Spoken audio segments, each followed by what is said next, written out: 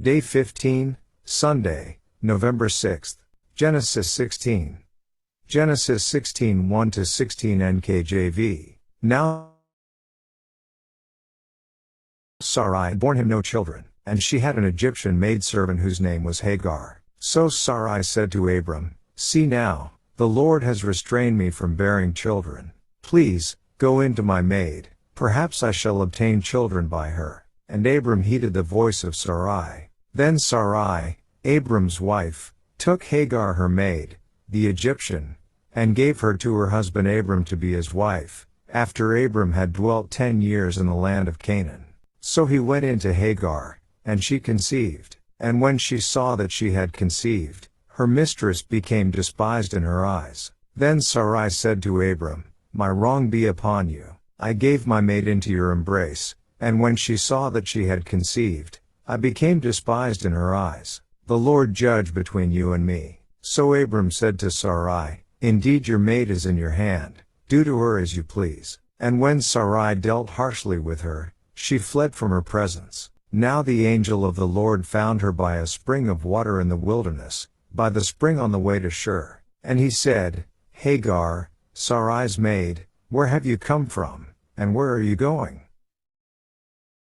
She said, "I am fleeing from the presence of my mistress Sarai." The angel of the Lord said to her, "Return to your mistress, and submit yourself under her hand." Then the angel of the Lord said to her, "I will multiply your descendants exceedingly, so that they shall not be counted for multitude." And the angel of the Lord said to her, "Behold, you are with child, and you shall bear a son. You shall call his name Ishmael, because the Lord has heard your affliction. He shall be a wild man, his hand shall be against every man, and every man's hand against him, and he shall dwell in the presence of all his brethren."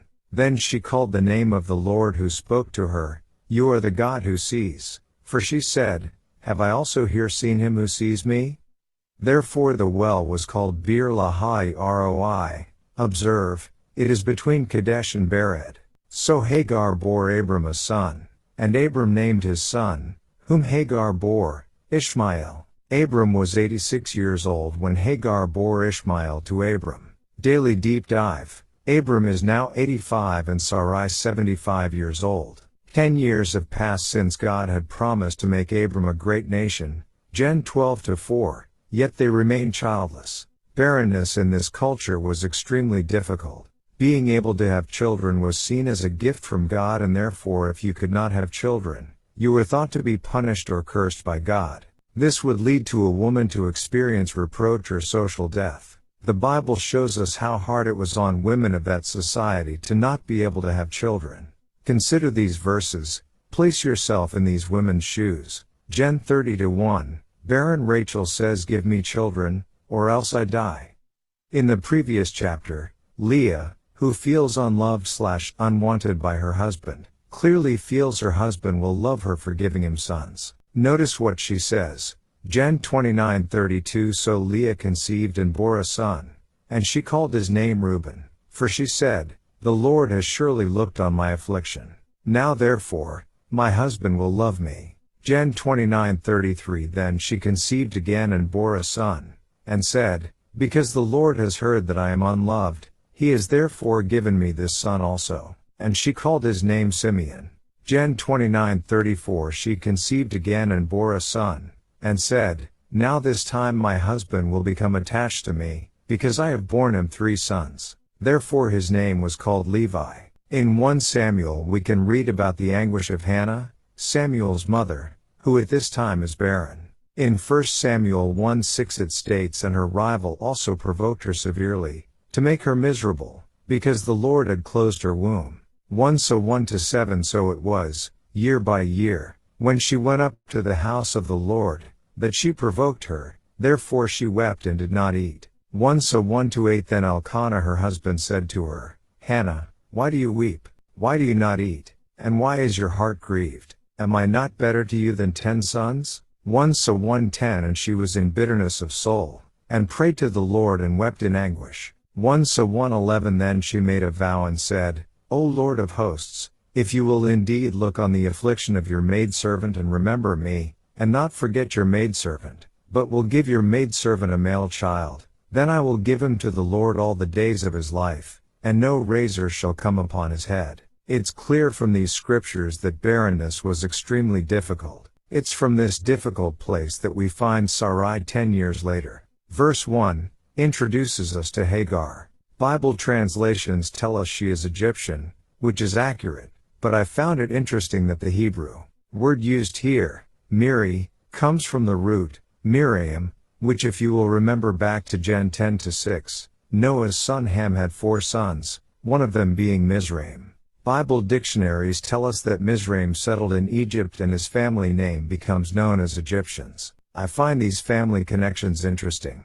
Commentaries bring out that Sarai probably obtained Hagar from the Pharaoh in Gen 12:16. Verse 2, notice that Sarai attributes her barrenness as something God is actively withholding from her. See now, the Lord has restrained me from bearing children. Verse 3, so Sarai suggests Abram have a child through her servant Hagar. Here's what the UCG reading program says about this cultural practice. No doubt Sarai longed for the fulfillment of the promise, just as Abram did.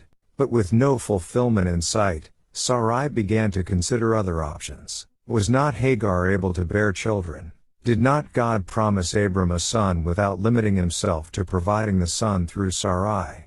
Perhaps the promised son would come through Hagar. Besides, if it was not God's will, wouldn't he simply close up Hagar's womb? So goes human reasoning. Impatience produced the solution to the problem. Abram should go into Hagar and father children by her. That Abram offered no resistance to the idea seems to suggest that he, too, found the reasoning compelling. This might strike us today as a very strange way to attempt to solve the problem.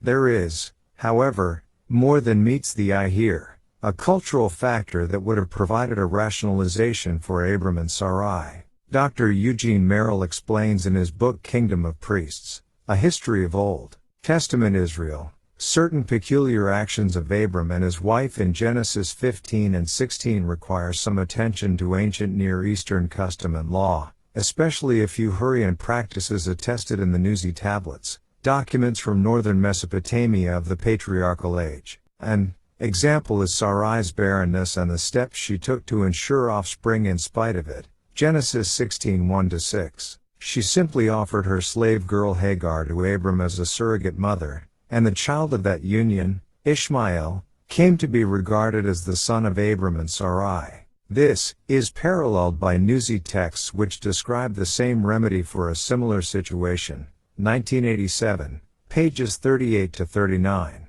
And, verse 6, Hagar didn't ask for this situation. She is simply a servant being forced into a bad situation. The name Hagar means flight, and here we see that Hagar flees after being treated harshly from Sarai. Verse 10, God gives Hagar a divine prophecy of her son and his descendants. Verse 11, God tells Hagar to name her son Ishmael, meaning God will hear. Who would the descendants of Ishmael become? From the UCG booklet The Middle East in Bible Prophecy, it states, this description of Hagar's descendants is significant because many of today's Arabs are Ishmaelites, descendants of this same Ishmael, whose father was Abraham.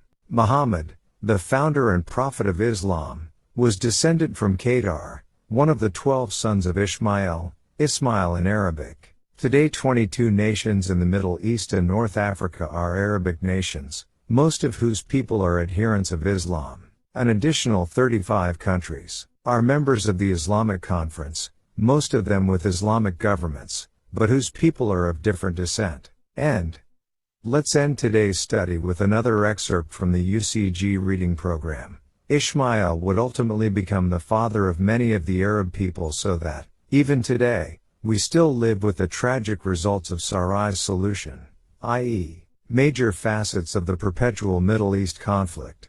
The lesson ought to be obvious. What would have happened if Sarai and Abram had simply waited for God to provide the solution? Perhaps generations of strife could have been avoided. The geopolitical scene today might be very different, with the ever-present threat of war much diminished. We must learn to live with what God gives us, trusting that if He has made a promise He will fulfill it at just the right time and in just the right way. Man cannot bring about the fulfillment of God's promises on his own. To attempt to do so is presumptuous and inevitably leads to misery. But to patiently wait for God to act, knowing that he cannot lie, builds faith and character, and avoids what could be generations of strife. End.